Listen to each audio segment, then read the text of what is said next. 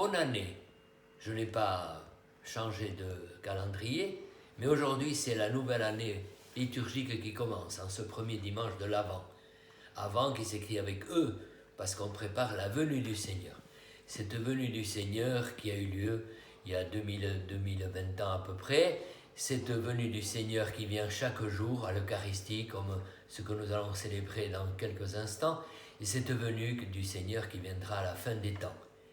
Il y a 15 jours, le prêtre vous a parlé de genre apocalyptique, ce genre un peu codé qui nous permet de vivre l'espérance quand on est en temps de difficulté. Et voilà qu'aujourd'hui, il y a un langage codé dans chacune des lectures. Dans la première lecture, on parle de la Nouvelle Jérusalem, cette colline vers laquelle nous marchons.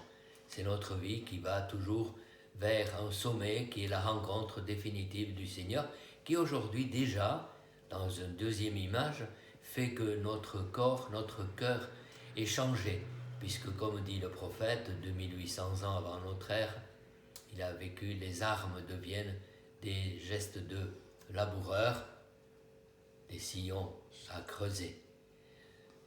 Ensuite, nous avons écouté l'épître de Saint Paul aux Romains. Dans cette épître aussi, il nous dit deux choses qui nous rappellent qu'il faut rester éveillé et que nous avons revêtu le Christ. Très important, au baptême, on nous remet l'habit blanc, qui n'est pas signe de pureté, mais que nous avons revêtu le Christ. Et avec le Christ revêtu, nous pouvons vivre une vie nouvelle. Alors, bonne année pastorale, bonne année déjà. En lien avec cette année, nous allons surtout écouter l'évangile de Saint Matthieu. Et en ce premier dimanche de l'Avent, nous sommes déjà au chapitre 24, avec ces mots qui peuvent nous faire peur. Mais là aussi, nous avons l'image de Noé. Noé qui a été sauvé des eaux.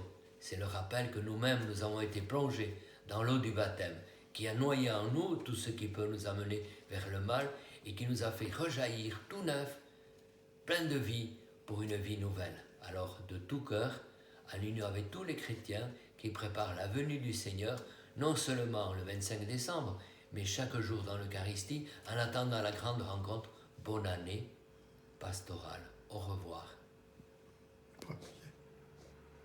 Papier. Bien sûr.